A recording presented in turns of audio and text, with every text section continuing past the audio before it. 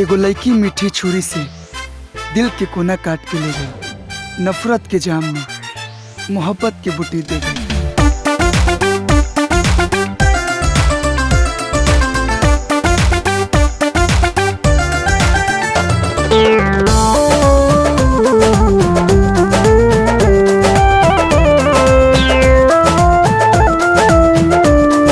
सज के सवर के दिलवा के घर में डलले बारू डाका।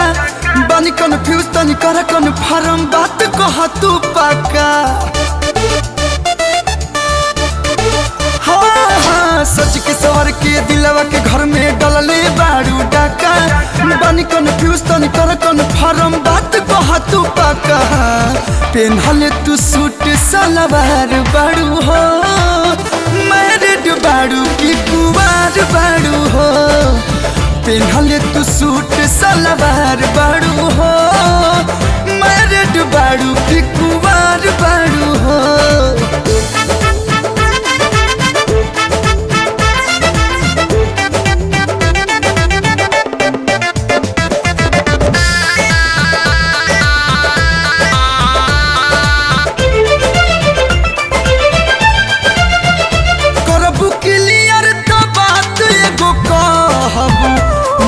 दिल में दबा के धैल रहब।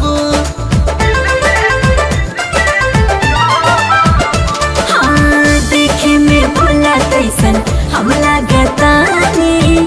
जवन बोले के बोला कहाँ भागतानी। छुरी न तू तो तलवार बारू हो, मैरिड बारू की कुमार बारू हो। पेन्हले तू सूट सलवार बारू हो, मैरिड बारू की कुमार बारू हो।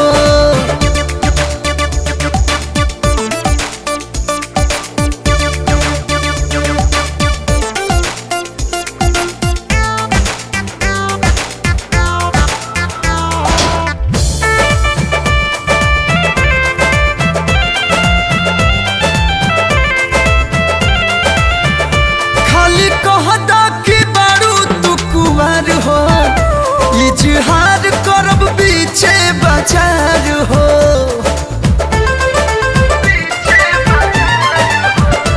अरे पूछे में टाइम लागी, धीरज तू धारा। कुछ दिन में बाबू स्ट्रगल तू करा। जवानी के रथ पे सवार बारू हो, मैरिड बारू की कुमार बारू हो। पेन्हले तू सूट सलवार बारू हो, मैरिड बारू